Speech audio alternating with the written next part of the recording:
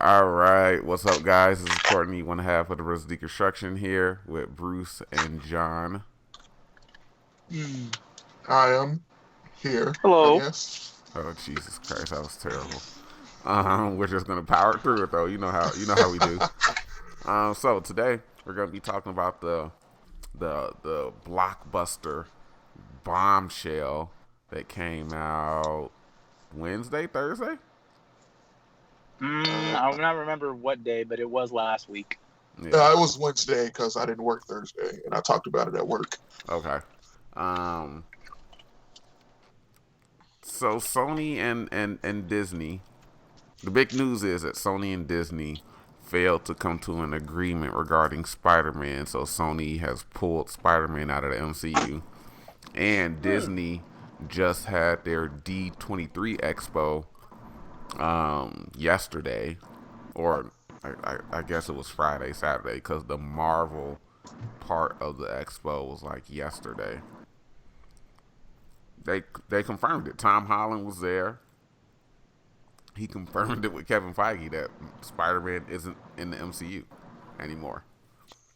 So once this news dropped, John's thirsty ass was like, "Yo, we doing a We gotta podcast about talk this." about this. Yes. So, with that being said, I've pulled up a couple of articles um, talking about details that we're going to be referencing back to. So, I have a Business Insider article and I have a Complex article.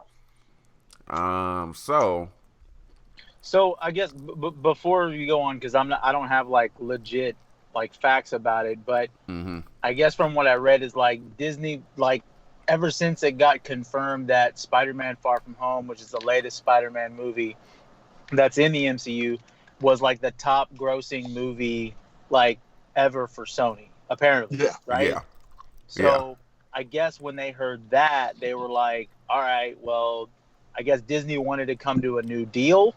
Or did Sony just be like, hey, this Spider-Man is a top grossing movie, so we don't need y'all anymore? Well, And so from yeah, that's what I want to get confirmed because I still don't have that well confirmed. from what I've read, I'm pretty sure in one of these articles it says, um,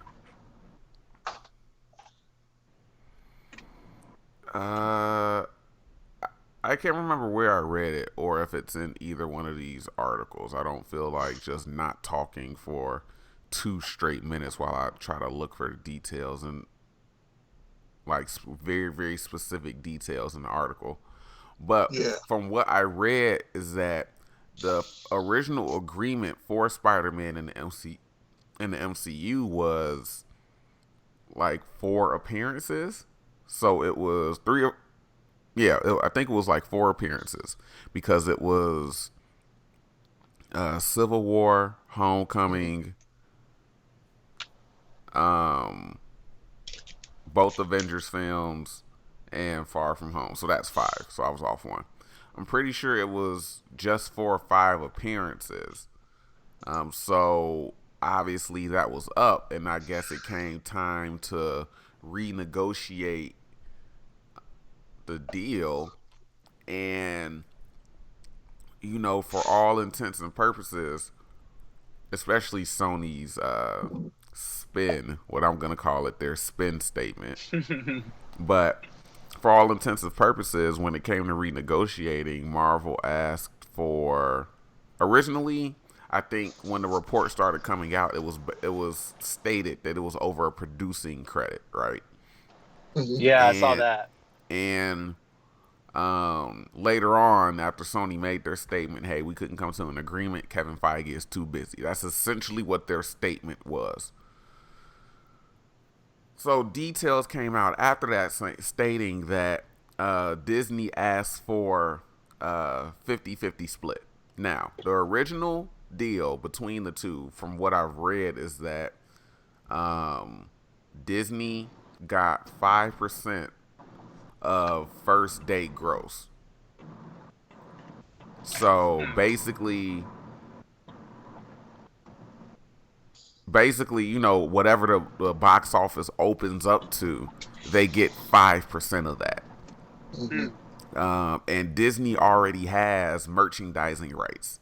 I don't think they negotiated that in the deal. I think Disney already has merchandising rights because I guess Aviarad or whoever on Sony, when they bought the Spider-Man film rights, they just bought the Spider-Man film rights. And it was idiotic that they didn't secure merchandising rights. Right. Yeah. Because even when it comes to TV stuff, if they want to make a TV show, if Sony wants to make a TV show based around Spider-Man, they have to get Disney's permission because Sony only owns film rights to Spider-Man in that catalog. But does that include the animated film rights like Spider-Verse? Like, because that's a film, but that's an animated film. That's a film. That's cool. a film. But if it's like, hey, we want to do a Spider-Man TV show, a Spider-Man cartoon or something like that, Disney has to give them the green light to do so. Well, that's not, that's irrelevant to them because they don't even have a channel to put it on or would, exactly. That would do anybody any justice. Nobody watches cartoons like kids used to in the 90s. But So the original deal was a 5% stake on first day gross. So if the movie grosses, $400 million on the first day, I'm terrible at math. Whatever 5% of $400 million is, which isn't a lot. It has to be under $10 million. Not even that, because well, no, 400 million. Yeah, it has to be like around 10 million or something like that. Which isn't a lot, but they want. So from the Complex article, the 50-50 split would be a 50-50 co-financing split. So both studios would split the profits to actually make the film. And share 50-50. What else is it saying here? Trying to find a specific, because I think there was something else in the deal as well. Whatever the case may be.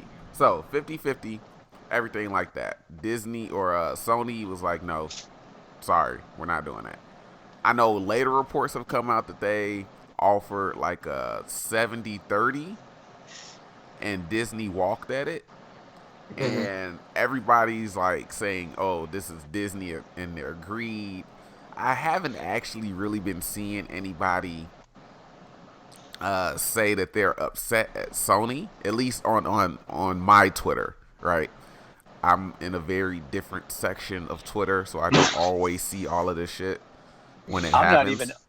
I'm not even on Twitter, but all I saw like just hate on Facebook. That's the only social media platform I'm on, and oh man, it was just tons of like Sony hate, like Sony was responsible or anything, for everything, like that they messed it up and that they're pulling him away, and now we're gonna get crappy movies. But we're gonna talk about that in a little bit. Yeah, so I haven't really been seeing much of that on Twitter. I have seen it on Twitter, but I haven't really been seeing much of it. But mostly in the comments under the articles talking about it, it's been people, or on YouTube videos talking about it, it's been people saying, oh, this is Disney and they're greed, blah, blah, blah, this and that. But so first things first, before we actually start like deep diving and getting into stuff, I'm not upset at this. Like some people are talking about boycotting Sony. Oh, bro, people are heartbroken. I'm not really upset at this because I understand both sides, right? So let's just go ahead and jump into it. If I was Sony, I would have told Disney to go fuck off as well if they asked for a 50-50 split, right? I completely understand that from a business point of view. On the flip side, though, Kevin Feige already has it came out that Kevin Feige has an uncredited producer role for Venom. So he tried to help them with Venom. as well as the fact that Sony's statement talking about he's too busy. Yeah, Kevin's fucking time is very, very valuable, especially when you guys fumbled the fucking franchise to the And threw a point. sandwich at him. You said what? And threw a sandwich at him. Oh You can't Jesus! forget about the sandwich incident. Oh Jesus Christ! Um, like you, I'm lost.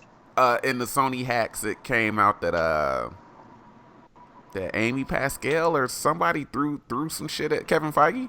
When he originally tried to get Spider-Man, he went up and was like, hey, can we guys use Spider-Man? I think it was Amy Pascal. She threw a fucking sandwich at him. Wow. Yeah. Yeah. Interesting. So, on the flip side of that, right? Like Kevin Feige's time is very valuable, and he is very, very busy.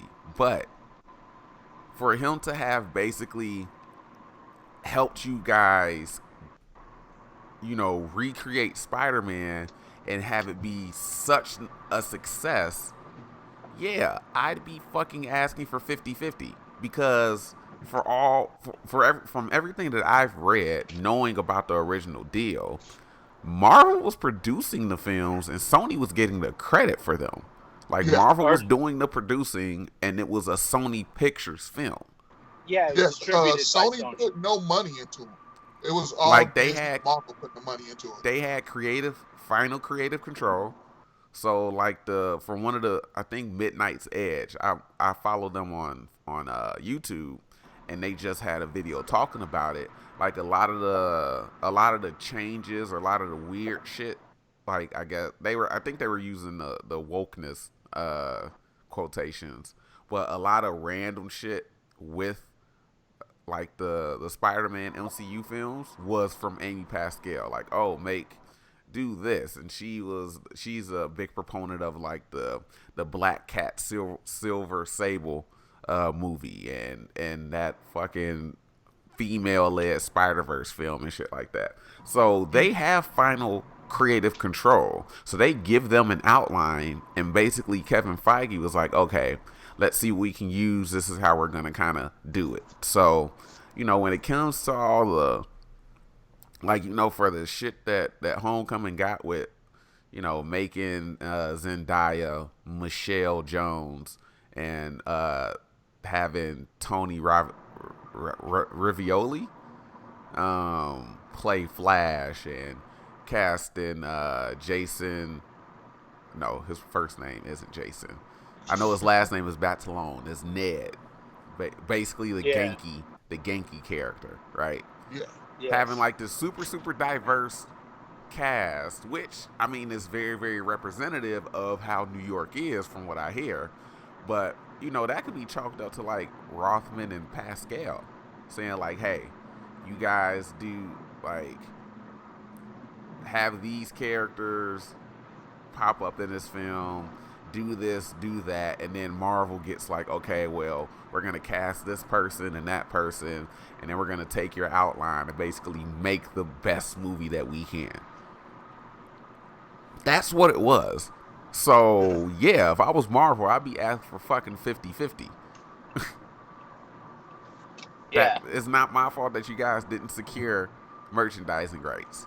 It's not our fault that you fumbled the fucking bag to the point where you had to, you shot us down at first, but then you came like, okay, let's make a deal so, you can kind of help us correct this ship.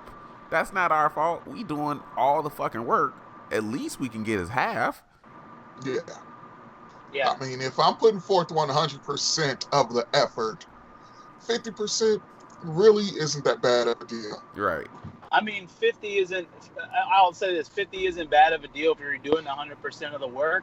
But that's the thing is like, I think at the end of the day, I'm trying to find like analogies on how to like have it, but you don't just bump up from 5 to 50.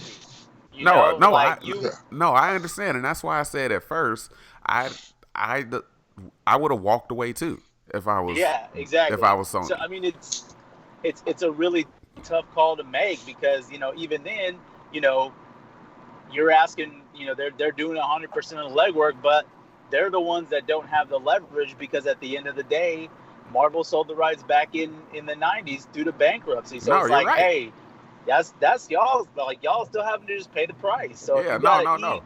You're right. You're absolutely right. You're right. Like Sony does hold all the leverage, but again, and I'm playing both sides here, so I don't want to really yeah, sound biased towards one side or the other. If I was Sony, I would have told them to go fuck off. If I was Disney, I would have also said, yeah, we want fucking 50%. Let's co-finance the film and we split the profits. Because at this Yeah. point, we've already made it $1 billion. Like, we already made one of your movies gross over $1 billion, and Homecoming did like 900 million. yeah, So yeah, if you want us to continue to kind of help course correct this bullshit that y'all been doing, yeah, let's split it 50-50. And I mean, we gonna make it. And the funny thing is that my manager's at work because I wore my Spider-Man Venom socks. Like one sock, I bought like 2 pairs of socks. So a Hmm. pair of Spider-Man socks and a pair of Venom socks. Now on the thing, it says you can mix and match them, right? So I'm Yeah. simply listening to the packaging. So I wore a Spider-Man sock and I wore a Venom sock. Same thing with my Captain America and Black Panther socks. Can mix and match them. So we were all talking about that at work, and both of them were like, this is basically rich people arguing over money. And it is. It Yeah. is. It is. But I think that, while Sony holds all the leverage, because they own the rights, so they can simply walk, which is what they did. They pulled them out. At the same time, Sony doesn't have the best track record with Spider-Man. The first two Raimi movies can only do so much when you got Spider-Man 3, which me and John have talked about. Spider-Man 3 isn't as bad of a movie as it gets rep for being, right? It's still a mess of a movie. There were still a bunch of poor decisions made regarding that film, right? Yeah. However, if if you look back, you have Spider-Man 3. You have the Amazing Spider-Man, and you have the Amazing Spider-Man 2, which are horrendous films. I did a super late review on the Amazing Spider-Man 2. I hated the first Amazing Spider-Man so much. I told myself never to watch the Amazing Spider-Man 2. I didn't like the set photos and the photos that they released of Jamie Foxx's Max Dillon, and then the backstory that they released, like, oh, he's obsessed with Spider-Man, this and that. I'm like, what the fuck is this bullshit? This don't make no fucking sense. And then I would have been fine. Oh, John. Currently, John is driving, and because he's have to mute driving, me out. yeah, he can't really hear me. Yeah, But just power through it, buddy. I'm gonna I'm gonna I'll I'm, get off. I'm gonna try to talk as loud as I can without ruining the audio levels. I got you. Don't worry. But yeah, so they don't have a good track record with Spider-Man films, right? And that's mainly due to executive meddling. Like Oh yeah. Spider-Man 3 turned out the way that it turned out because Avi Arad wanted to sell fucking toys. Because Avi Arad is like the CEO of Toy Biz or some shit like that, right? Hmm. He was the one that made Sam Raimi put Venom in the film. Sam Raimi did not like Venom as a character. He did not want to put Venom in that film. But Avi said, no, you're going to put Venom in this film. First two Spider-Man movies turned out pretty fucking well when Sony didn't jump in. And then all of a sudden, they was like, you know what? People have been asking for Venom. Go ahead and put Venom in here. But I don't want to go ahead and put Venom in the film. Oh, okay. All right, then. And then we look how that turned out. It was a mess of a movie. So much so that Sam Raimi walked away from making Spider-Man 4. And they had to reboot it into the And abysmal Amazing Spider-Man series. What were you about to say? and they only rebooted it because if they didn't make the fourth movie, the rights will revert back to Marvel, and they didn't want that to happen. Yep. So not only was Amazing Spider-Man super rushed, so they can retain the rights, that actually did not help it at all. Right. Well, but the thing that I heard is that they were planning on making a fourth movie. Like, it was a go. Like, everything was starting to hit, and then all of a sudden, like, it's kind of like one of those things. The same thing that happened to Terrence Howard with War Machine and with Edward Norton and Hulk. Is like they got surprised by it. It was just a total sideline. They just said, "Nah, we're gonna go ahead and just remake the movie." Well, like, it wasn't something official. Like, what I heard is that, I forgot. It might have been a Midnight's Edge video, but I watched the video of the outlining of what the Spider-Man 4 film process would have been, and they kept rewriting the script, and Sam Raimi got tired of that shit. They had him write the script.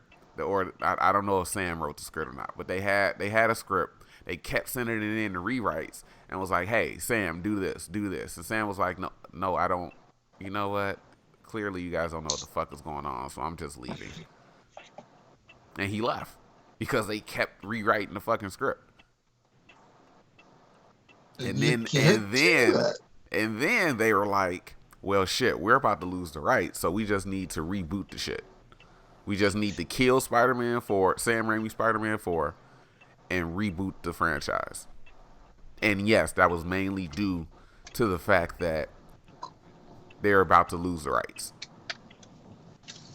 So then we got those two terrible movies, which made, I think the first one made like $700 million, and I think Amazing Spider-Man 2 might have done the exact same, maybe a little bit more. So as far as box office success goes, they were rather successful. People hated the films, though.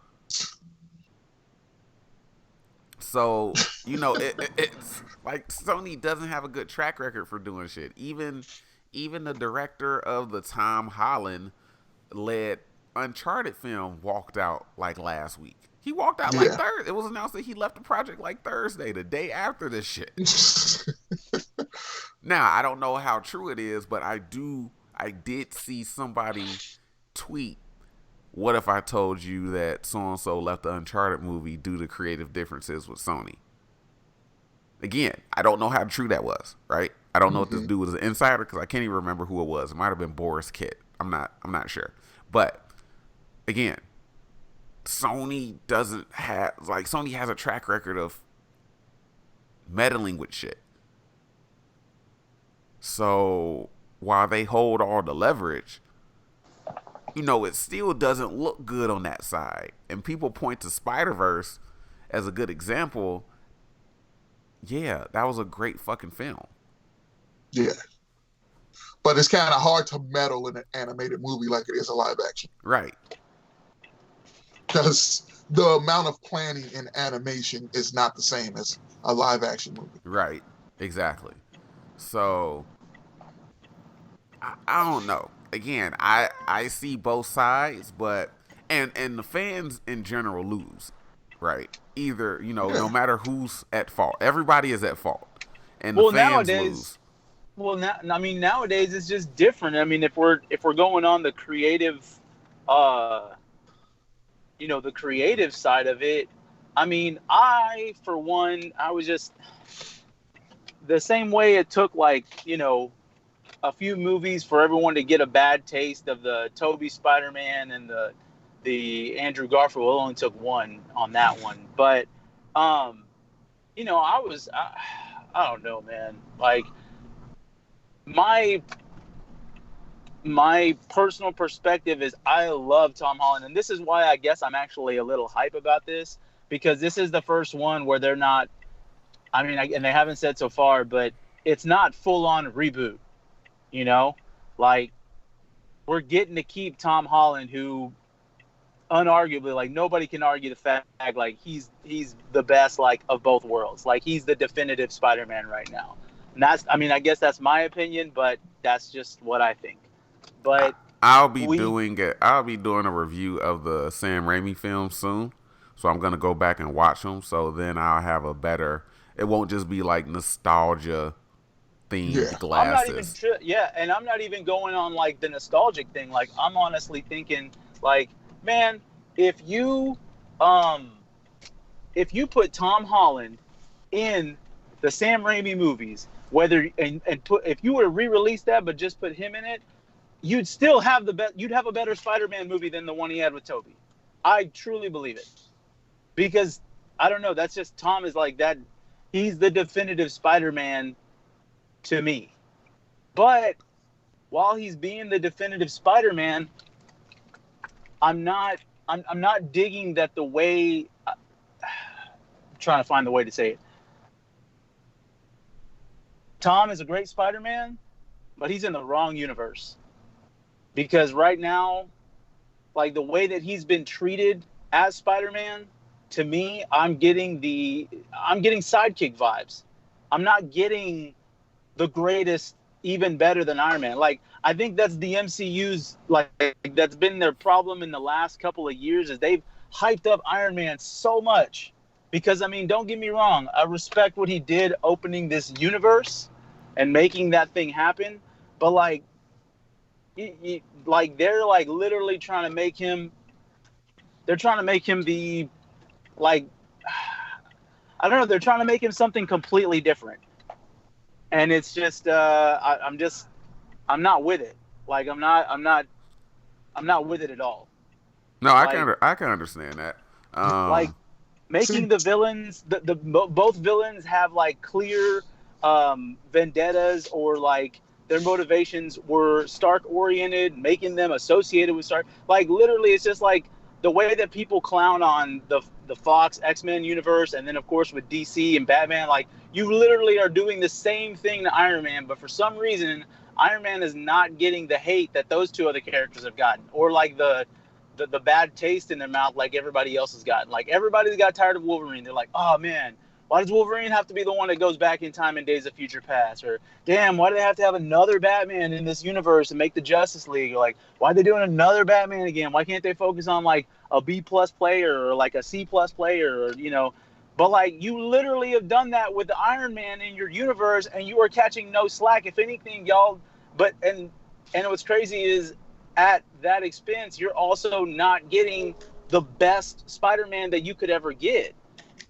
Because like you have him there as an actor. Like, you don't have to make your villain Stark oriented. Like, and that's the only thing I haven't dug about the last two Spider-Man movies. I mean, Tom, he's excellent. Like, you could put that dude in a dog shit Spider-Man movie and you would still have a good Spider-Man movie, in my opinion.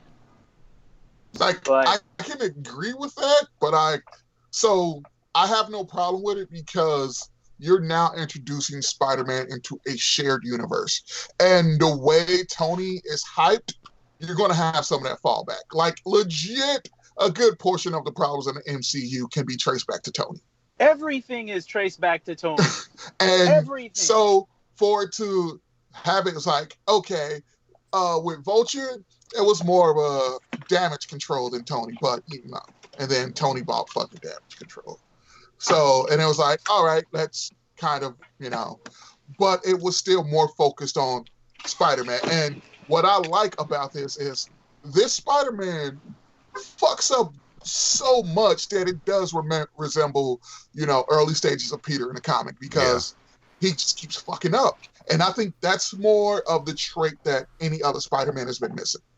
The person who struggles of, okay, I'm Spider-Man, but at what cost? So you're, instead of killing Uncle Ben, you're saying, okay, Uncle Ben happened, so I have this, you know, you don't see it, we do harken back to it, but then, okay, hey, I don't actually always have to be saving everybody, so I would, you know, I'm a fucking teenager, maybe all the world's problems aren't on me, and then it comes back to, hey, but if you, once again, you don't do the right thing, so Well, much goes wrong. and I think that that's the case, like to an extent, you know. I mean, and I guess that's another part of me that's just like so confused about like the motivations, because like here's the thing, and like again, this was a couple of years ago, so it's a totally different time than it is right now, because now everything wasn't so Stark centered, but like when he gave when you meet him in Civil War, when you meet him, his motivations are clear. Mm-hmm. Like from a story perspective, like he gives that speech to Tony because Tony's like, why do you do what you do, man? Like what gets you out of that bed? And the dude legit says, he's like, man, when you can do what I can do and then you don't, and then the bad things happen, they happen because of you. So like right then and there, he basically said, the whole with great power comes great responsibility without saying it. Like, but everybody was like, oh man, this guy's, we've got our set Spider-Man in our universe now. This is him.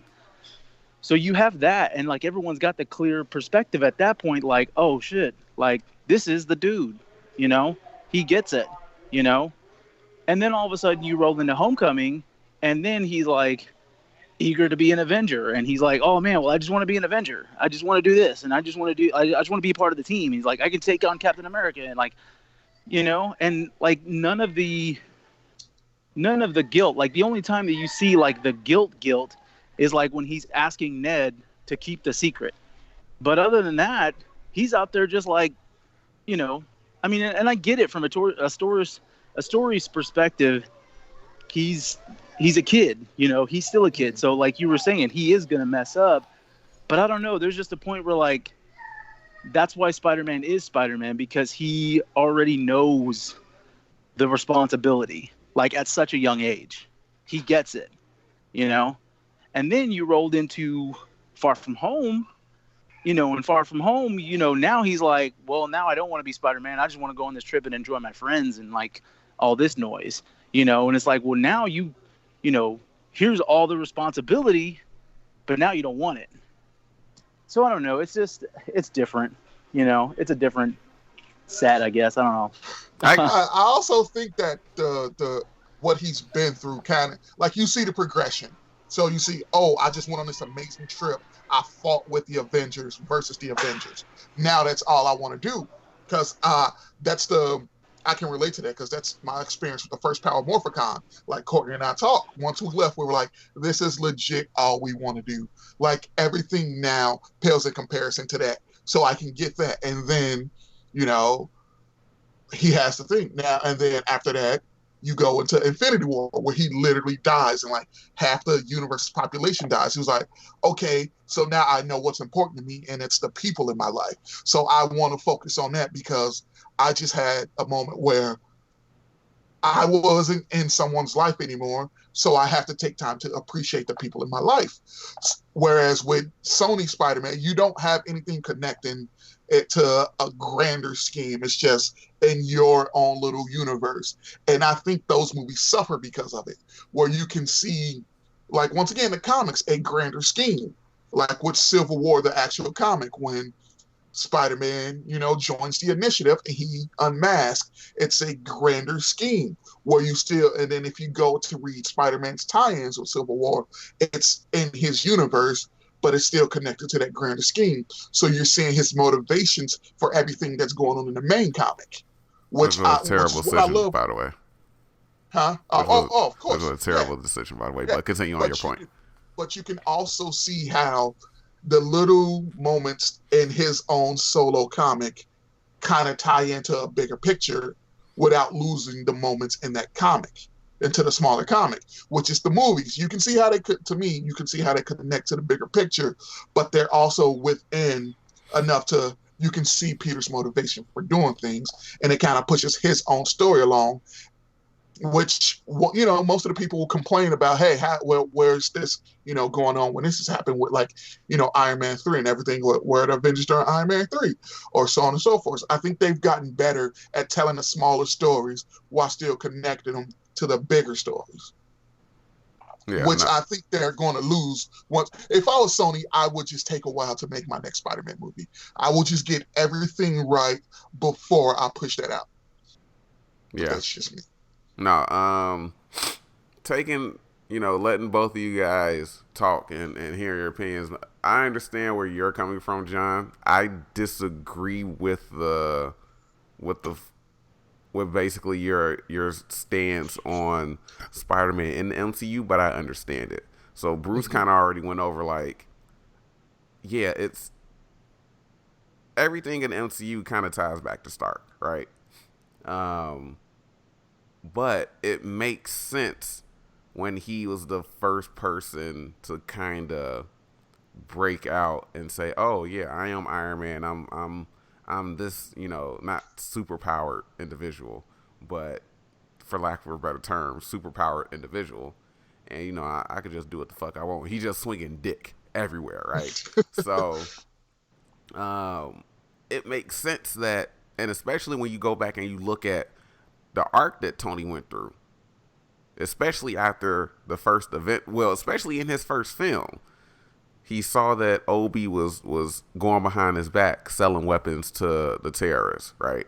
He's like, no, those are my weapons with my family's name on it. It's basically about legacy, right? So Tony's legacy essentially built the MCU and kind of started a whole bunch of shit. And him basically wanting to change that legacy was the match that lit the fuse for a lot of shit. So when it comes to him buying damage control, you can easily chalk that up to, okay, Tony sees that the Avengers cause all this damage. You got this organization, damage control, cleaning up the mess. No, no, no. I'm gonna buy that because we don't need any random people walking off with this technology. So let's just go ahead and buy that, do the cleanup ourselves. Now, with that being said, of course, if anybody, that could have been Reed fucking Richards who did that shit, right? Yeah. You still gonna push small business owners out the fucking way to fucking do it. And so yeah, if I'm a guy that has this cleanup company and one of the billionaires in this world comes in and pushes me out my job, yeah, I'm gonna be a little fucking upset, right? Hmm. Again, the Mysterio But thing. Tony being Tony, yeah, he funded that project, right, for Quentin to do. And he kind of took it, ran with it, changed it into this own little thing, you know, the barf tech. And he even said so himself. He needs to change that name, right? But, a way for therapy. And that helped him cope with the loss of his parents, right? And reconciling, you know, their last interaction before he never saw them again, right? Yeah, you take it and you turn with it and you do this thing. Yeah, it's like, you know what? Fuck that guy. But to me, Mysterio was still classic Mysterio because all he wanted to do was steal the fucking spotlight. It was I just mean, from yeah, from Tony that he wanted to steal it from, right? yeah, and I mean the your other point for like the Vulture's motives. I mean, I'm not arguing their motives because from a story's perspective, I get it. Like I said, I wanted to be clear even before is I don't hate the MCU Spider-Man. They're great movies, and there are major parts of that movie that that are very very, like I said, classic to the characters. The way that Spider-Man is when he's having a good time being Spider-Man, that's very very that it's spot on. There's a lot of things like that. But like you were describing, those companies, like, well, damn, if Tony Stark like legit owned everything and he was so, such a huge focal point to like the entire universe, at what point in what area do you put in Osborn? And like even then, if you're gonna put in Osborn, is he gonna be like a rival to Stark? Because from a story's perspective, that would make the most sense. Like, hey, that's my rival businessman. But it's like But would it they though? didn't. I Because mean, we already saw what happened to Justin Hammer. Like but that was probably due to Justin Hammer's incompetence. Granted, sure. but I think the proper way for Osborn, for them to have implemented Osborn, if they were going to do it, is a different side of of that kind of. I don't want to say tech, because as far as I know, Osborn was never really tech based. But you can have Osborn be on like the healthcare side or something like that. Well, sure. Or you could have, I mean, not even then, as far as the tech, you could have, I mean, Osborn's whole thing is he wasn't like a master of tech. You know, he was more like in the super soldier enhancement. So, I mean, he's probably all about that. Hell, that was what, you know, the first Spider-Man's Green Goblin was motivated by. He was, you know, he's a performance enhancer for the military. But again, like, I guess the thing is that they continue to press is that they continue to press if they continue to press the idea that Tony Stark literally has his hand in every single cookie jar, where do you have the opportunity of these other villains not having their, you know, their own focal points and their own, like, you know, versions without Stark? I don't know. That's my thing. Well, I think there's still an avenue, because again, you don't have to use, obviously, with Tony being so big and him being so paranoid and trying to control, Tony being the ultimate control freak, right? Yeah, that's gonna have some blowback on he fucks some people over, right? But I think that still opens avenues for Norman Osborn to come in and try to leverage. Oh, I'm the leading mind on this technology for health or something like that, and he can leverage that into becoming mayor for New York, into becoming president of the United States. They can still leverage it that way, right? You can still leverage. They still have Scorpion. Scorpion was running with Vulture, right? Mm-hmm. That's a beef that Scorpion has with Spider-Man. Spider-Man fucked him up and put him in jail and scarred him like that, right? He can go to Norman, or Norman can go out and start recruiting and be like, look, I got this, you know, this they can spin the performance enhancer some type of way where it's like, hey, we're really looking at this as like a performance enhancer for the military, or a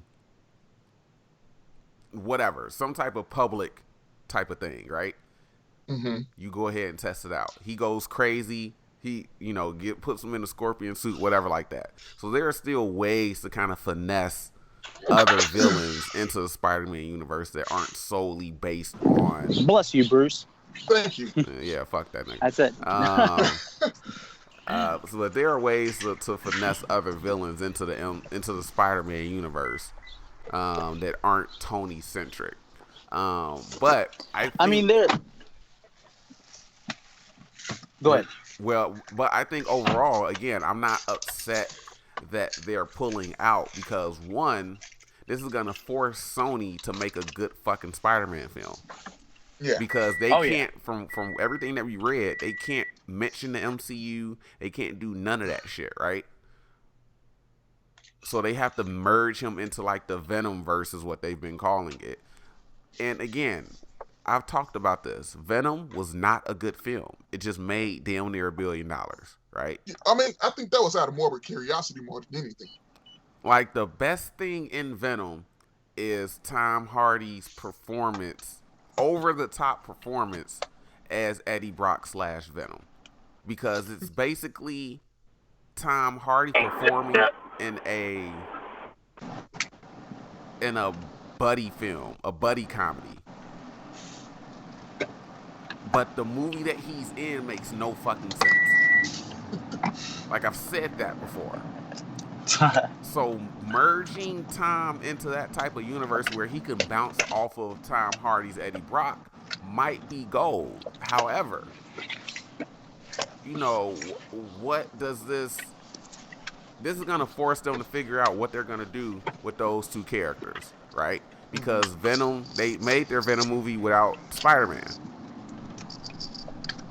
They're supposed to be introducing Carnage in the sequel. If anything, they're probably like, damn, we should have done this sooner. So, you know, but then again, would it have turned out as good? Because again, Venom was not a good film. Yeah, it wasn't. But can you imagine? Okay, see, here's the thing, and this is where everybody is saying, you know, oh, well, now that, Spider-Man's not in the universe, those movies aren't going to be good. Like, it, if your focal point is Spider-Man, then make a good Spider-Man movie. He's got enough characters where you could make like a whole damn universe and then more, like, from just his like characters alone.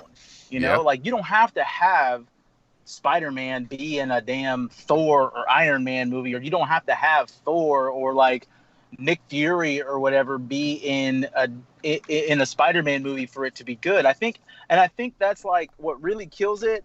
Like no bullshit. What kills it is the Fairweather fans that are like the ones that seem devastated, but they're only in love with like Marvel Cinematic Universe movies. Like, those are the ones that are like that the most like legit crying right now, because they're like, oh, we're not gonna get any more good Spider-Man movies. And it's like, yeah, because we didn't just get Into the Spider-Verse that literally had nothing to do with the MCU, or Spider-Man 1 and 2. Those were complete garbage. No, like, still Spider-Man 2 still holds clout as like one of the best movies ever. And that had a huge cast of characters. And like, I get what you're saying about, the whole like, well, maybe we can see those characters in the future, but that's legit not even happening, because like they have opportunities to invite new characters from the specific Spider-Man mythos, and they're not. Like, they're like, you're still leaning on Iron Man. Like, the fuck is Happy Hogan doing in a Spider-Man movie? Like, come on. Like, come on. Like, I'm not hating on the movie. I'm just saying, like, for real, like, you could have added an actual character from the Spider-Man mythos in there. You could have added somebody else, but no, you're keeping your story MCU centric. Like, I think that's the thing, is like, to me, and maybe this is just my love for Spider-Man is like huge, but like, Spider-Man is like the focal, like, he's the flagship character, man. Like, he should be where Iron Man is, And I get that they're starting him out as a teen and whatnot, but even as a teen, dude was still considered like the GOAT, like, above all. So I don't know, I mean, I think you I'm can. hopeful of what you were saying. I think you can just chalk that up to him being in a shared universe. Like, Yeah, the first person that he interacts with is Tony Stark. Of course, Tony is not gonna fucking. Of course, Tony is gonna send his fucking chauffeur, his bodyguard, to go talk to this kid and bring him to the fucking air, shit like that. So I get what you're saying, but I think there's easy explanations for a lot of it. But Yeah. the Tony Stark centric nature of the Spider-Man films makes sense to at least me, but I get why it will put some people off. But also, to go back to one of your points, I've been seeing a whole lot more people talk about that side and how Spider-Man is Iron Man Jr., which I don't really understand, to me at least, because, again, no matter how much you dislike the fact that, he looks up to Tony and he wants to be an Avenger so bad, you can kiss my fucking ass if you say that if you were Spider-Man, you would not be doing the same exact fucking thing. If I was fucking 16 and I had superpowers, I'd be trying to be on. I want to be on the fucking Avengers now, and I ain't shit. You hear me? Like, I would be doing the exact same thing because the original motivation is always gonna be there. This just puts it on a grand scale, right? sure. And Yeah. you're so eager. Like, I'm still that way now with shit. Like, even at work, if I learn something new at work, I'm eager to do it so much that I just get in over my head and I'm trying to do it all the fucking time. Like, I that's just how I am with different shit. If I learn something, I'm like, oh shit, this makes this a whole lot easier or whatever like that. I'm always looking to do it at any chance that I get, and it's like, oh, relax. We don't have to look. You don't have to do this all the time. There's very specific moments for these things, and then at the end, he realizes, you know what? I do just need to focus on the friendly neighborhood thing. kind of in over my head. And for I never understood that Infinity War line where he didn't say it made any sense. You can't be a friendly neighborhood Spider-Man if there's no neighborhood. And I actually saw comments saying like that line made no sense. Yes, it did. He's fucking right. If the neighborhood ain't there, you can't protect it. But I look at it like some people. I saw a meme when Spider-Man PS4 game came out. When they were like Doc Ock over Tony Stark, like for a mentor role. And I was like, okay, absolutely. I get to see it because it's the science. See, I think it also goes toward Peter's science background. Like in the MCU, Tony Stark is kind of the ultimate scientist, tech genius and all that stuff. And Peter's got that inclination, which they do focus on a little bit more than in Far From Home, you get more of Peter's science background because everything that he's talking about and everything. And I'm like, hey, this feels more like Peter. But it's also the Uncle Ben thing. Like his father figure died, and here comes another guy who's kind of filling that role. Mm-hmm.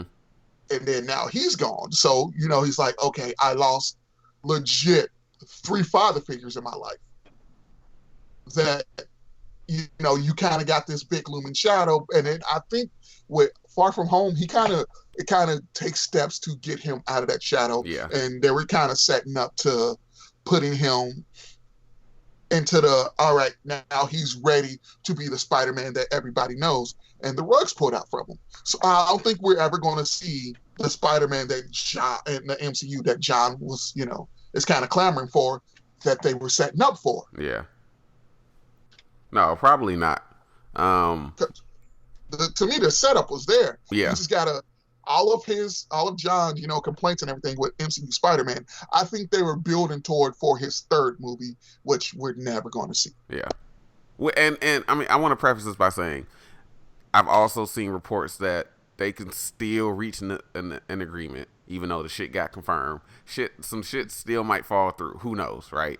Like, I'm pretty sure this shit is fluid as hell, because even when first reports were like producer credit, they can't come to an agreement, and then a day later, actually Sony released a statement saying, hey, this is premature, talks are still going, and then the next day the shit fell through, right? So that could have just been them trying to get ahead of it, or I'm not sure.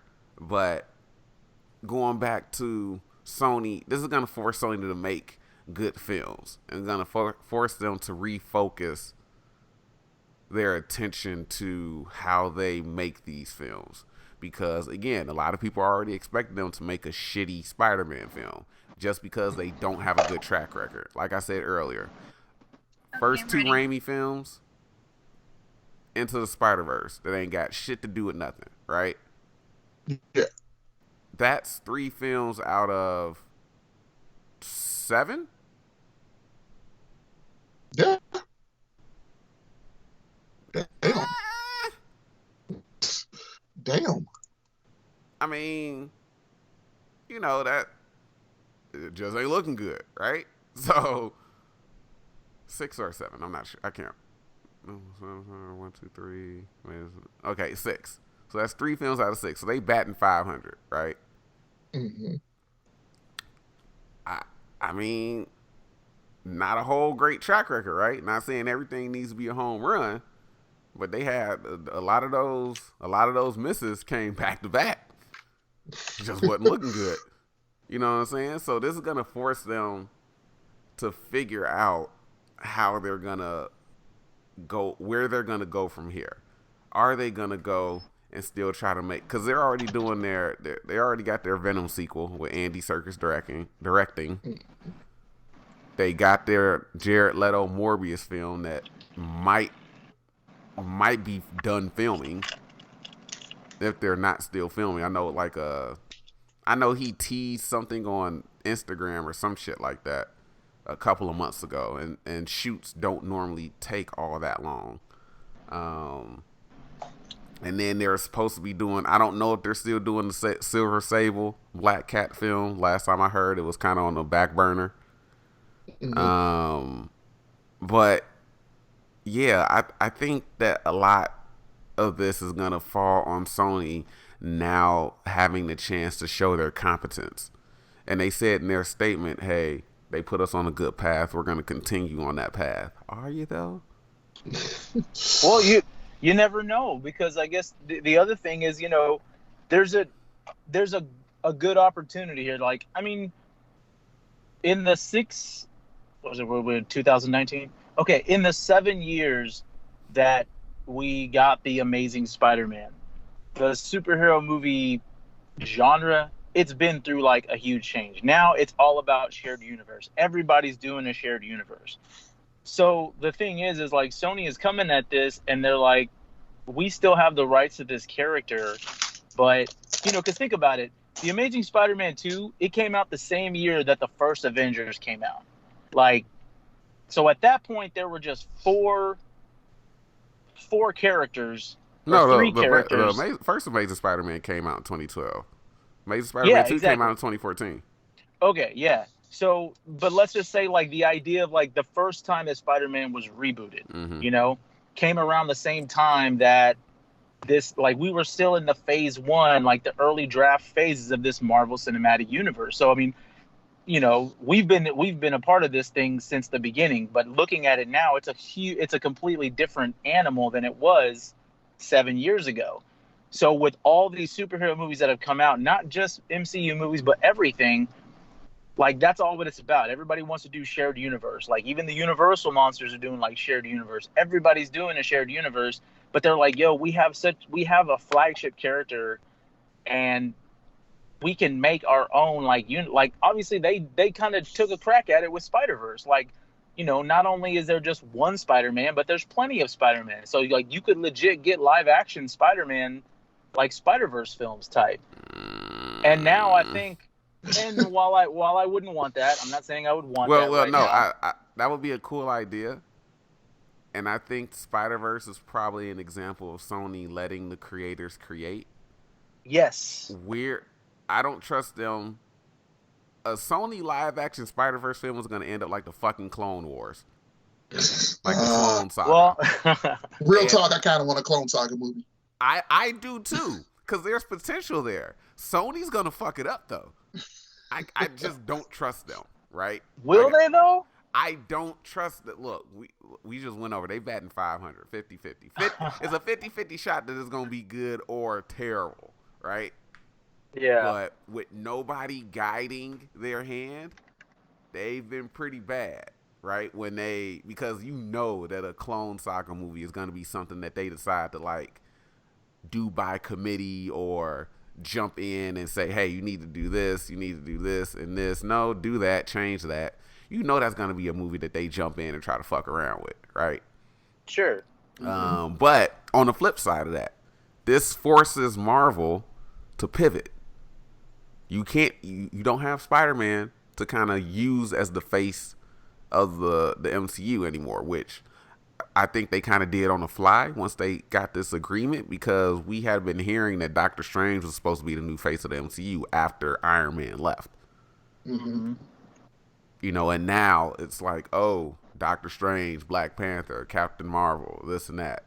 This is gonna be the new face of the MCU, right?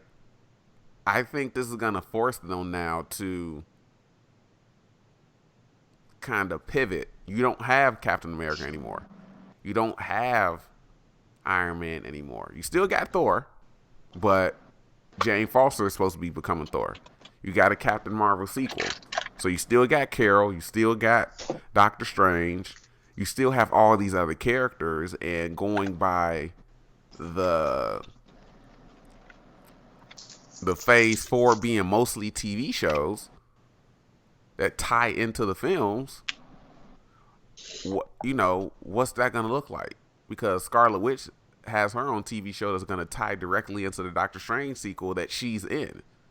You know what I'm saying? So this is gonna force Marvel to be like, look, we don't have these heavy hitters anymore.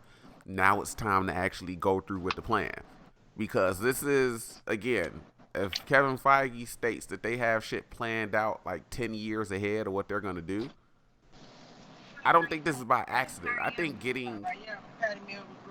I think them getting Spider-Man was kind of a lucky thing. It was kind of like,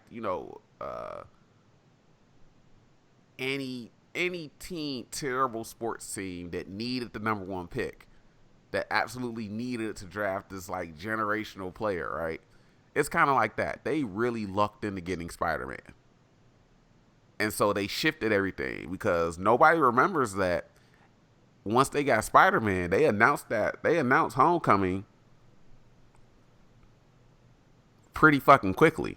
And they pushed back Black Panther, Captain Marvel, Guardians 2, I believe, and the fucking Inhumans film, which got turned into a TV show that we're not going to talk about. I was just about to say, Inhumans Garbage. just disappeared. Right. Garbage. But I think that was hot garbage. From what I heard, that was Ike Perlmutter that made it a TV show because he wanted to get back at Kevin Feige so bad. But that's hearsay. We don't know if that's true. Because I'm not sure if Kevin Feige was a big of a fan of Inhumans as Perlmutter was. So I think he was kind of way more, he was way more quick to kind of brush it off. But this Homecoming pushed everything back. And dates switched, right? So I think this time taking Spider-Man out of that universe is going to force them to rearrange shit. And we got to see how it turned out. Because, now you got an open thread of Spider-Man getting his identity revealed, which they probably can't reference because he's no longer there. But Nick Fury, they basically set up Sword in the post-credit scene of Spider-Man Far From Home. True. So let's talk about that too. Let's talk about creatively. I mean, that's what I want to know because everybody's just been talking about the finance BS of it, and I'm literally, that is my least concern about who makes more money doing what, because honestly, these movies, they're gonna make money even if they're garbage. Everybody makes money except the Fantastic Four Fox movie. So, what do you think creatively now that this is happening, because it's a fact that it's happening, where would you take it as far as Spider-Man, not the MCU, because you just counted 10 freaking properties or 10 movies that they have the opportunity to do. So they're not hurting, bro. They're Disney, Marvel ain't hurting. They're gonna have they're gonna get money. They got that the streaming service. They have it all. So what my concern is now, how would you go about that? I can't go over my plan for how I would redo the Spider-Man or where I would go with Spider-Man because they started off with a fucking Venom film. My plan for Spider-Man, I actually had an outline written down. You can ask Haku in the group because I think we emailed back and forth about it several years ago. But my plan, and I think this was based around them doing a Venom film, a Venom solo film, not too long after Spider-Man 3. But my plan would have been to do 3 Spider-Man films, have the Venom solo film in between Spider-Man 2 and 3, and then have Spider-Man 3 be a face-off of Venom. Holy shit, we had this conversation years ago. Yep. So so it would have been sensational, amazing, and spectacular Spider-Man. Spider-Man 1 would have basically been a small little setup of, I'm going to try to run through this really, really quickly because I talk way too long. Spider-Man 1 would have basically been a small little setup of, you can have Green Goblin as the villain, right? You can kind of start off with the stereotypical Spider-Man villain, right? Now, the subplot through the entire film, especially if we're going to have the Venom solo film appear before Spider-Man 2 and 3, the Venom solo film is solely based on it might be Lethal Protector. I have the Birth of Venom trade paperback, right? And I bought this when they were talking about doing a Venom solo film because I was like, well, shit, this is how I would write the Venom solo film. So Spider-Man 1 has Green Goblin as the main villain. You have Eddie Brock subplot. But the way that it ties into it is the same way as the comics. The Sin Eater murders. You have the Sin Eater murders going on as a subplot, right? Brock and Parker are trying to, figure they're doing their journalistic thing. This is not a Spider-Man film when he's in high school or college. He's a grown-ass man working for the Daily Bugle, right? That subplot is going to tie it because in the comics, the Sin Eater was a made-up thing. And I think it was the Green Goblin who kind of set that thing up to draw Spider-Man out or some shit like that. Or get close to Peter Parker so he can get to Spider-Man. Do the same thing. Right? Now, at this point, you have Brock get exposed. You have him get fired at some point in the film. Probably like early, like some point later in the third act. That sets up Spider-Man 2. Now, do the same thing with Spider-Man 2 that the cartoons did. You don't have Secret Wars, right? You have the alien symbiote come in on Triple J's son's space shuttle, right? And you can plant early seeds in Spider-Man in Sensational Spider-Man. Hey, my son's an astronaut. Make sure you get good pictures for his send-off, blah, blah, blah, whatever. Spider-Man 2. It comes back. Spider-Man saves the fucking day. It attaches to him. Spider-Man 2 is basically Sony's Spider-Man 3 without Sandman, right? So it focuses more on Spider-Man living with that symbiote. And we already know, look, Brock is upset, right? Amazing Spider-Man. Brock is still fucking upset. He's a little paranoid. He's a little obsessive now over trying to destroy Peter Parker now and his reputation, just like he did his. You already got that motivation right there because he was banking on that Sin Eater scoop, basically breaking him out as a journalist, right? You frame the film of Spider-Man dealing with these mood swings and everything like that. Midpoint of the film, he gets rid of the symbiote. Again, we have that church scene. And I don't hate the way that they did it in Spider-Man 3 because it's the same way in the comic books. Eddie Brock is in church asking for forgiveness. He wants Peter Parker dead. He hears all this fucking commotion. Peter Parker is trying to get the symbiote off. Now, obviously, you can't go to Reed Richards for him to give you some sonic emitter. You can still do it like the cartoon. You can have him go to Dr. Connors, right? That's still a character that lives in this universe if you want to use them down the line. Brock gets the symbiote, starts toying around with Parker for the second half of the film, right? Finally, it comes to a head in the third act. They have this fight.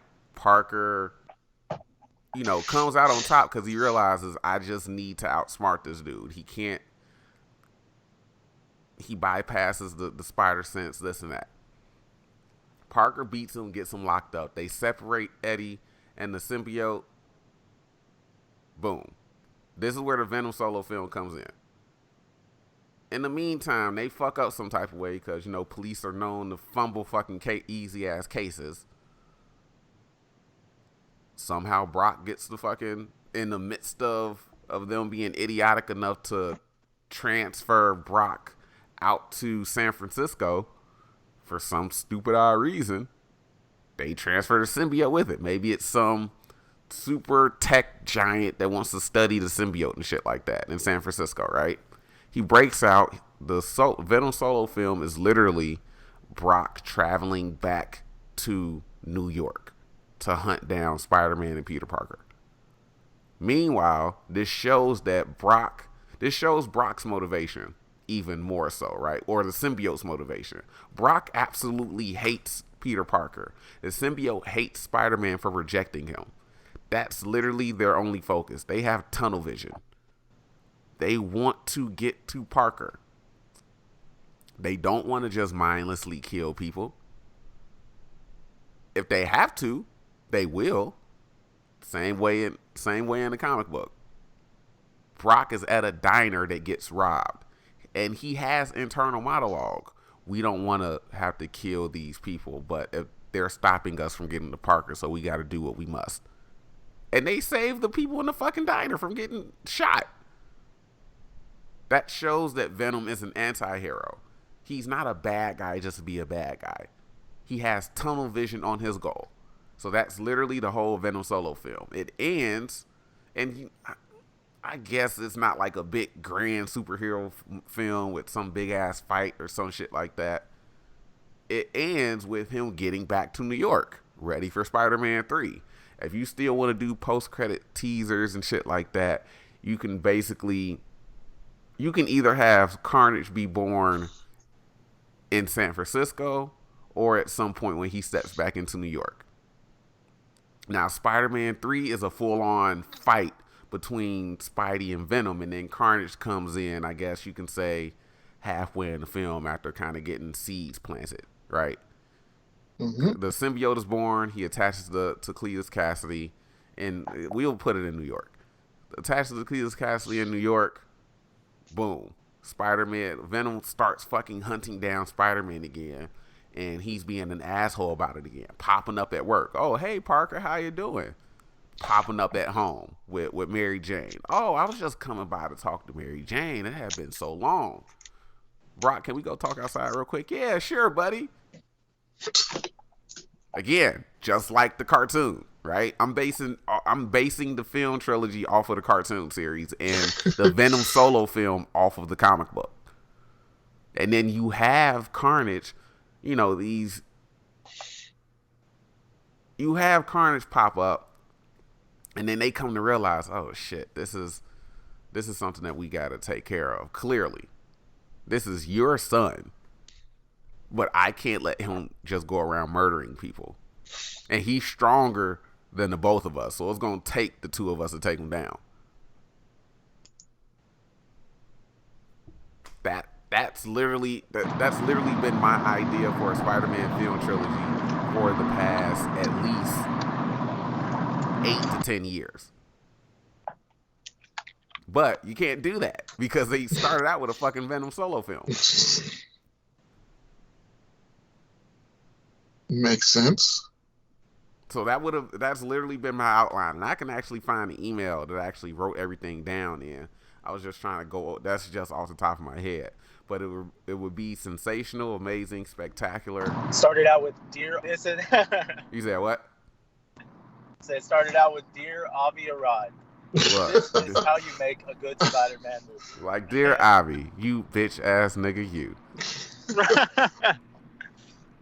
No, everything that you just said, I completely agree with. I mean, to shorten it up, like my perspective on what could be done creatively is, they could do a really, really.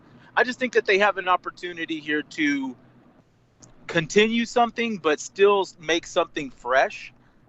So yeah, there's not going to be any MCU involvement or shout outs or, acknowledgments into that universe.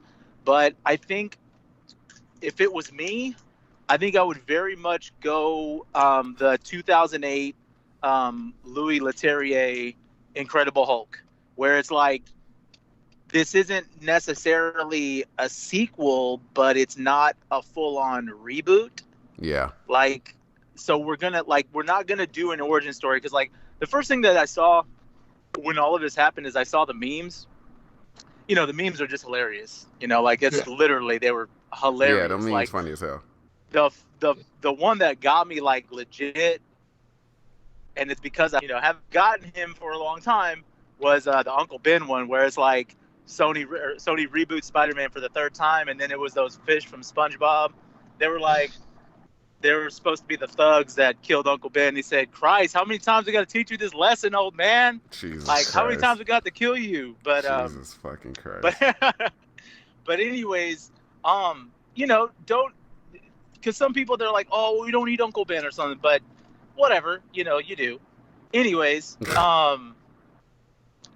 don't have an origin story, but like, Tom's he's a grown ass man, so like do something where it's like, yo, 5 years have gone by, he's in college, and in my opinion, if he's in college, put him like, honestly, try to top, well, not try to top because that'd be hard to top, but try to make your definitive Spider-Man. Like, with all this drama that's going on, having the definitive Spider-Man is really what you need, and it's kind of what you already have, like, just from Tom. So, like, if it was me, I would actually do the same storyline from the story mode of the Spider-Man video game. Yeah, that would be good. I would have him in college. I would have him go and be like a teacher's aide to Doc Ock. Established as a mayor, and you don't even have to make Doc Ock your villain. Like, dude, that whole story mode, you could literally split that up into 3 movies and make like a trilogy. Like, Doc Ock does not have to be your villain. And that's another thing, is like, you could do it.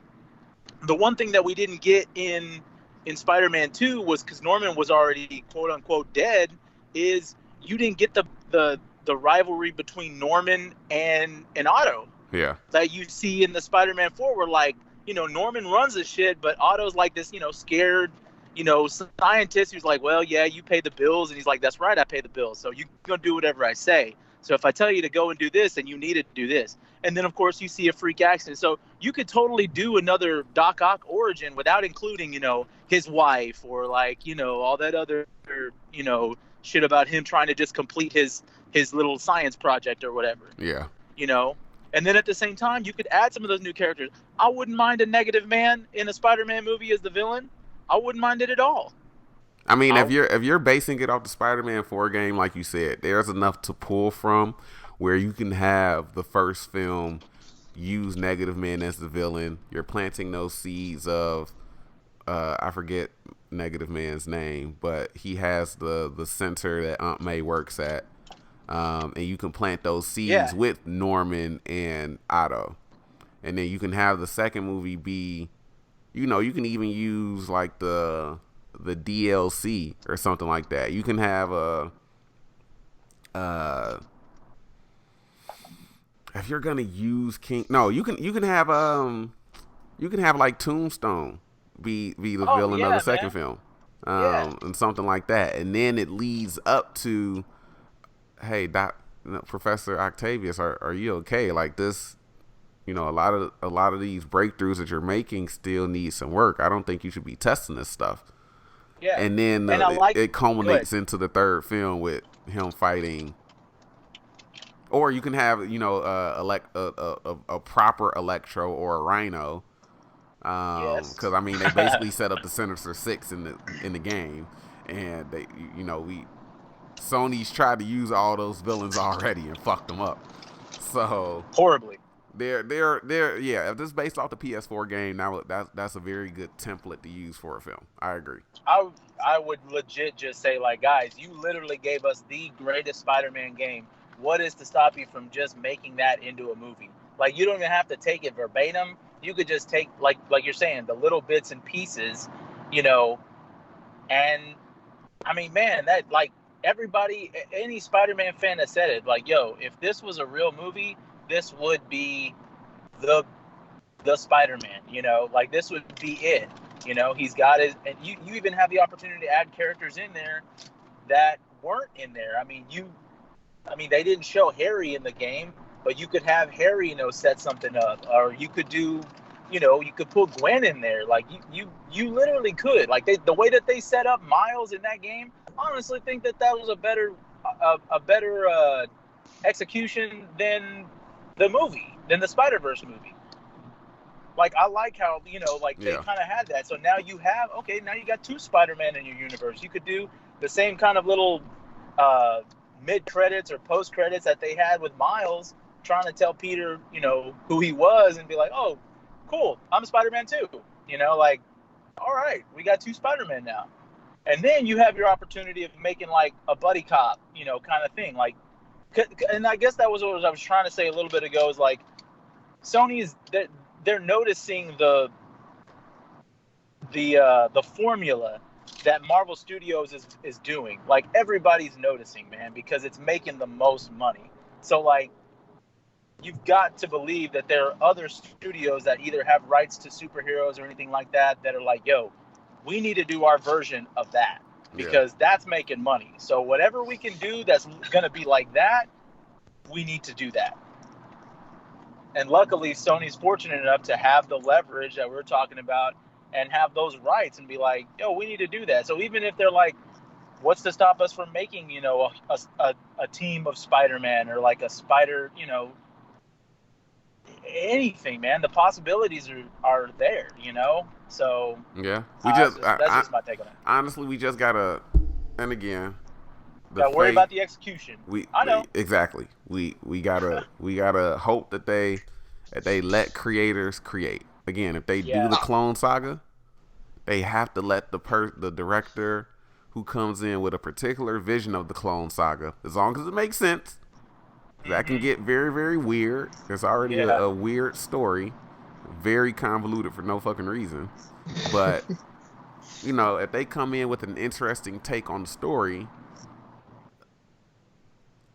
and you agree to let them create it, don't come in later because you're scared this is gonna go off the rails.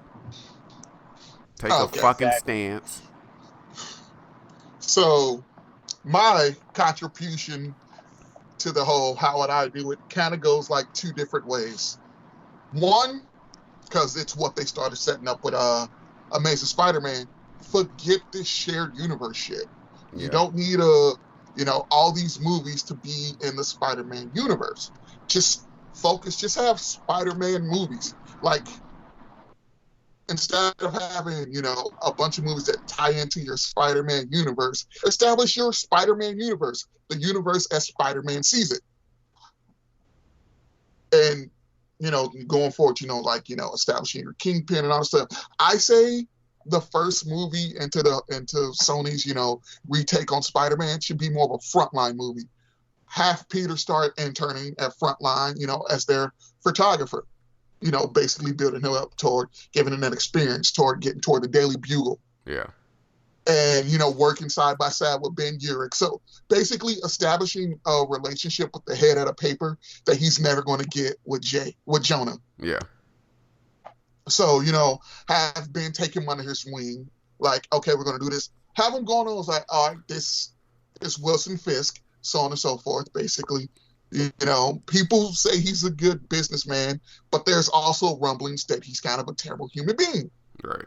So we're going to do a story based on both of those aspects. So you're setting up the Kingpin versus Spider-Man. Yeah. But you kind of start setting up your Peter more than your Spider-Man at first. So it's more heavy on Peter's character development than Peter's Spider-Man development. Because you basically want to establish who your Peter Parker is. Fucking Marvel established who their Peter Parker was in a one scene conversation between Peter and Tony. When you can do the things that I can do and you don't, that's when the bad stuff happens. That lets you know everything about who he was as a person. Yeah. So that one line, I was like, I know who this guy is. So anything that I'm going to be seeing going forward, I know who the base of the character is. So basically, just devote your entire first movie to that. So it's like, what was it, season 5 of The Wire? It's basically that, just the paper and how it operates within. But it's a smaller budget paper, so they can get some places. They're making contacts with people that can get them places that a bigger company can't get. So then he was like, Peter was like, okay, all right, I'm going to go out on this. Something breaks up. He's like, I'm heading down there to get pictures. But then you have everybody, like, you don't follow Peter. It's everybody watching Spider-Man fight so and so and so, or stopping a bank robbery from the TV. So then when Peter comes back, everybody's like, this is what happened. This is what we saw. tell us what you saw. So then he's like, okay, going through the pictures. So it's like, all right, we already know he's Spider-Man. These people don't. So he's kind of got to explain what he was doing down there. Yeah. That's actually a really interesting way to look at it. Yeah, so it's like, okay, how does Peter, like without a support group, how does he explain to other people what he was doing while Spider-Man was present when he wasn't? So it's like, okay, so we're building him. How now we're seeing another aspect of his dual life, but we're seeing it from his personal life perspective. And then you move on to your Spider-Man movie after that. And then it's just from Peter's perspective as Spider-Man. And then it's kind of, you got your nods back to it's kind of like Marvel's the comic book where it's all this fantastical shit is going on, but it takes place from the people on the ground. So you're seeing a Fantastic Four fighting fucking Galactus, but it's not from the Fantastic Four Galactus perspective. It's from the people running away from the fucking fight. Yeah. So, but one of the people running away from the fight is actually one of the people involved in the fight.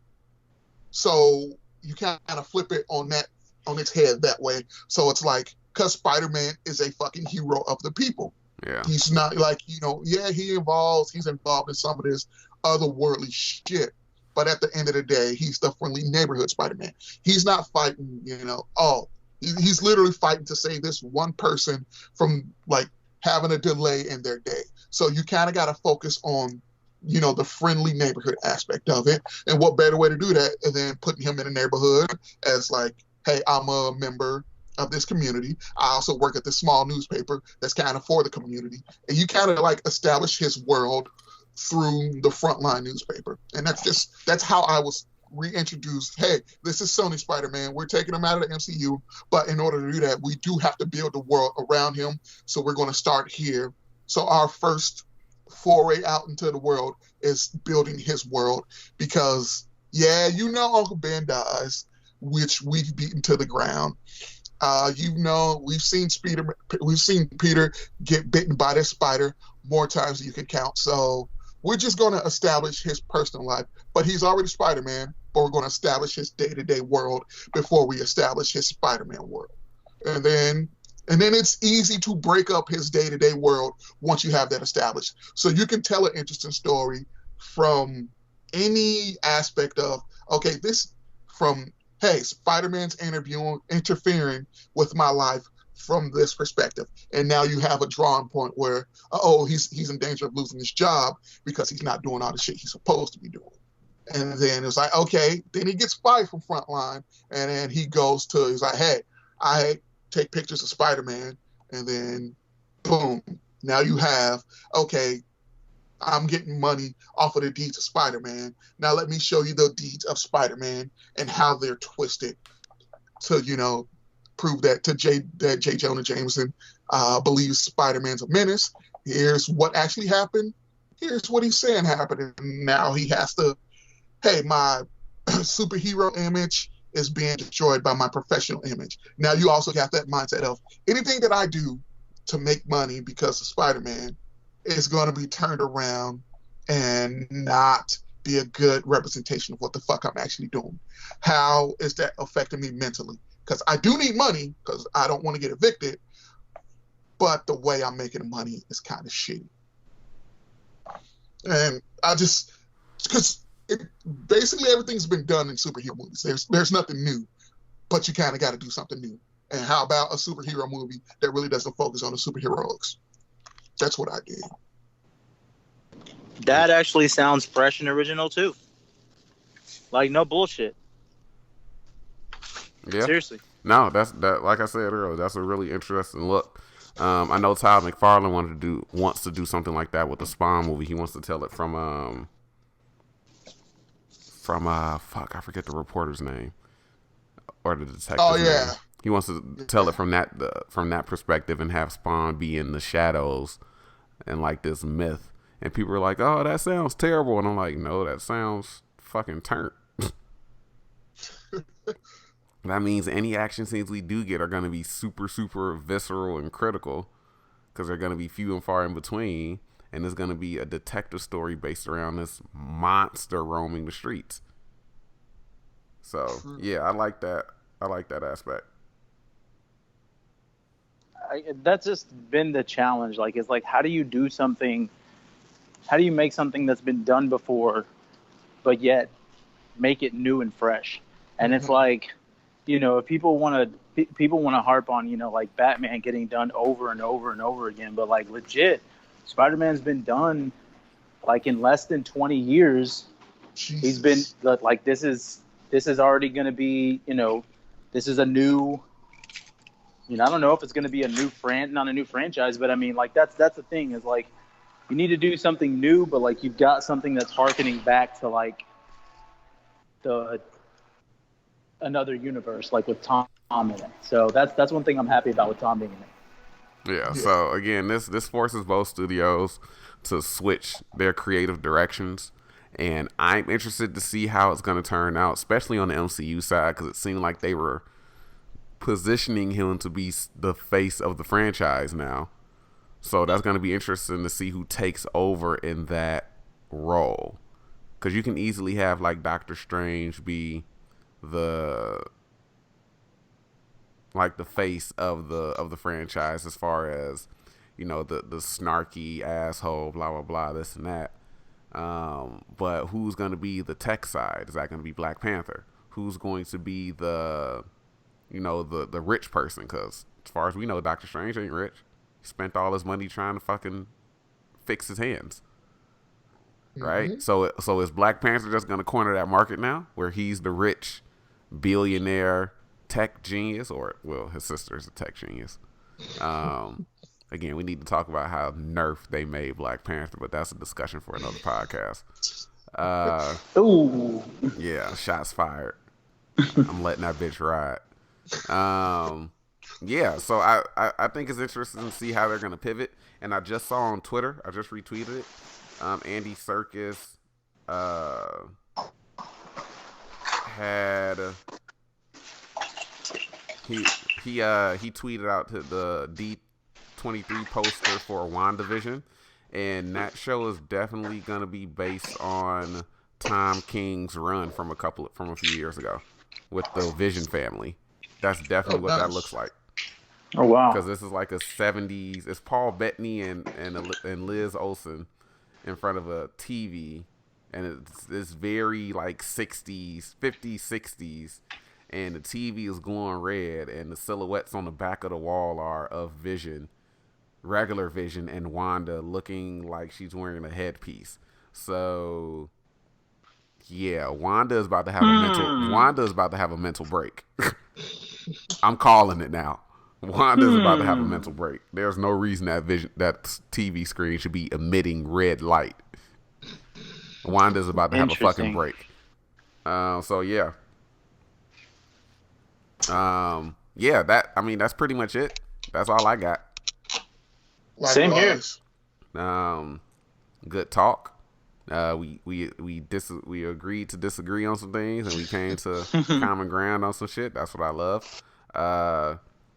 I don't know when the next podcast is going to be.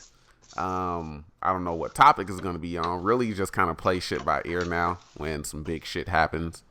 And then we all kind of jump together. I'm about to go work out. And I'm going to see Ready or Not tomorrow.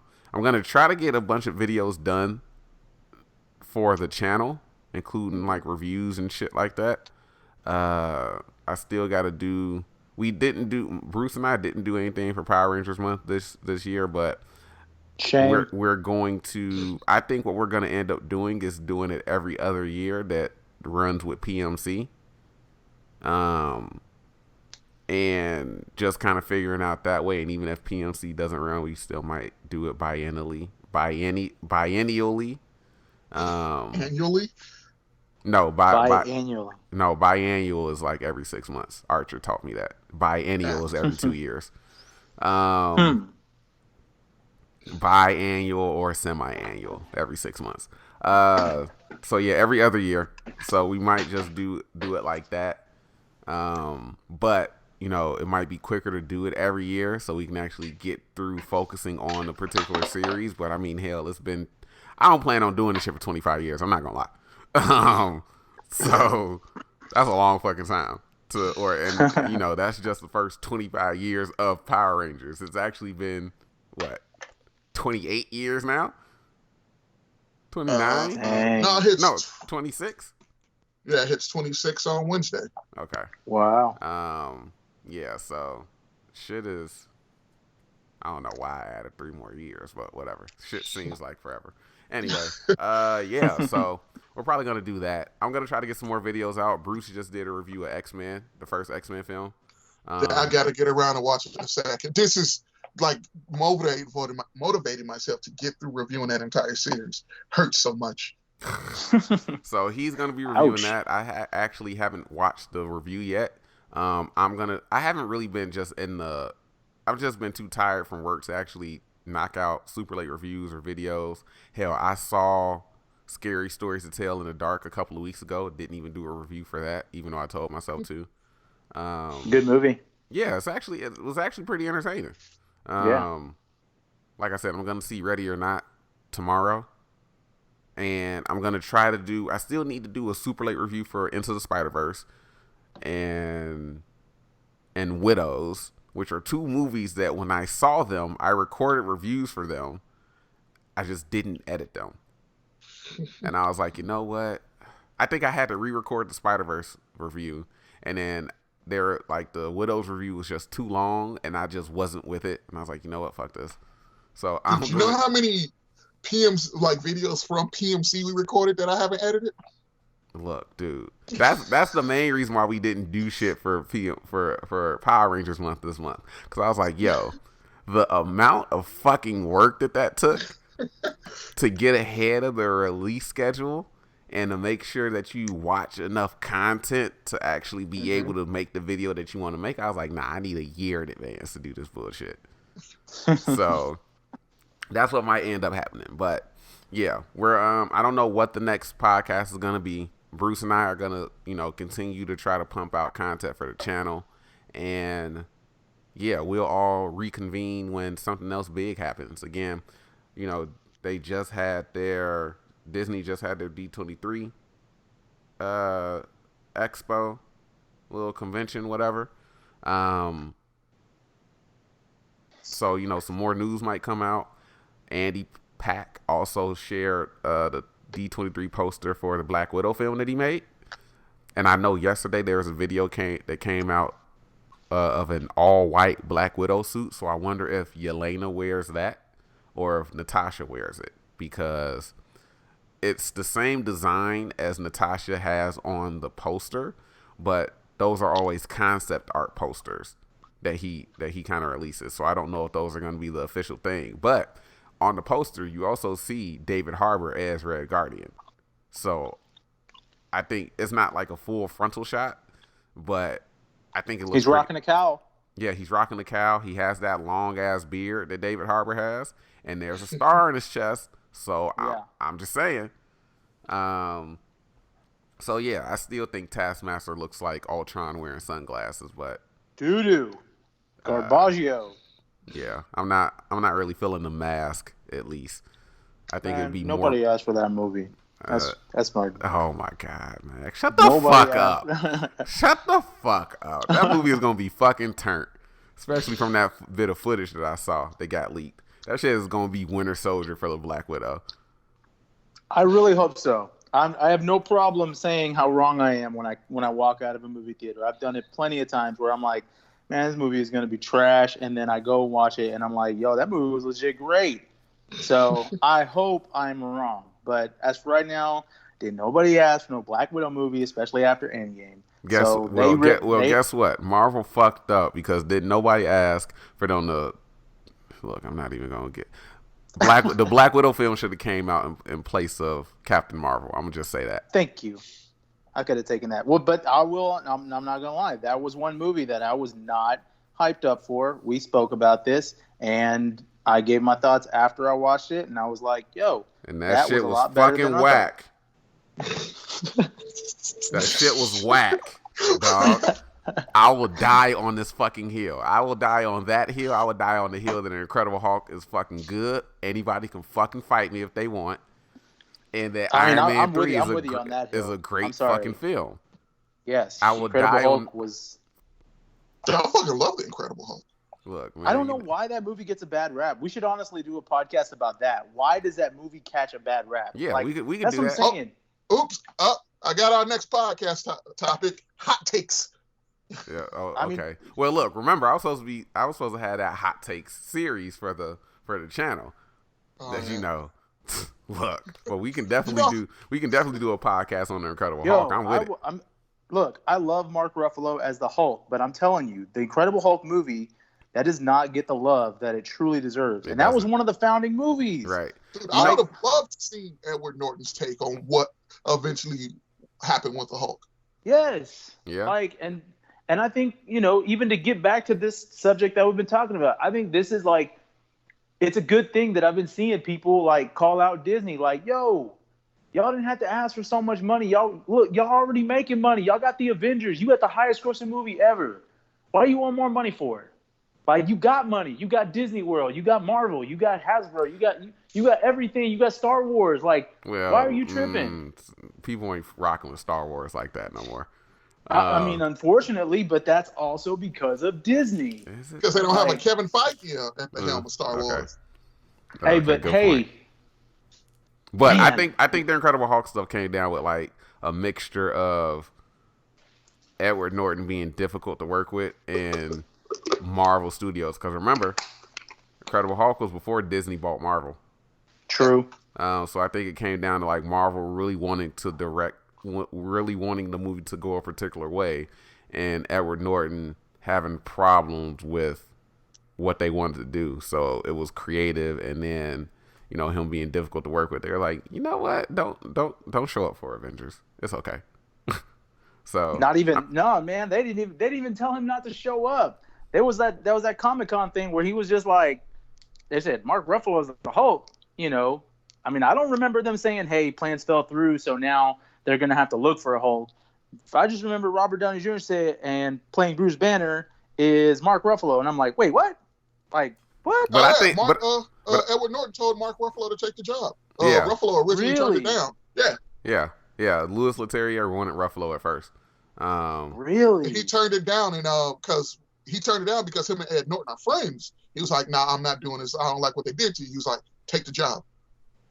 Yeah, because Louis Leterrier originally wanted Ruffalo for the Incredible Hulk, but Norton got it. Really? And then afterwards, when they went back to Ruffalo, yeah. But yeah, we can talk Incredible Hulk on the next podcast. I'm definitely with it because I'm down. I got a tweet for some people that feel some type of way about the Marvel films and how they've been going, but niggas ain't really been all that appreciative. So yeah, so we can definitely do that. I mean, I'll send that group message after we get off here. But for Bruce good talk. and John, I'm Courtney, the smaller half of the Resident Deconstruction, and I'm the older one. He's the older one, and then we got the third wheel over here. You gonna the middleman. You gonna catch all this slander, dog. All right, we're signing off, guys. You take it easy. Let's go check out the other videos. Go check out the other podcasts. Still debating on whether or not I want to sign up for a subscription service to actually post the podcast or whatever like that. We'll figure that out at a later date. But yeah, go ahead, check out all the other content on the channel. We'll be catching up with you guys. Peace out. Later.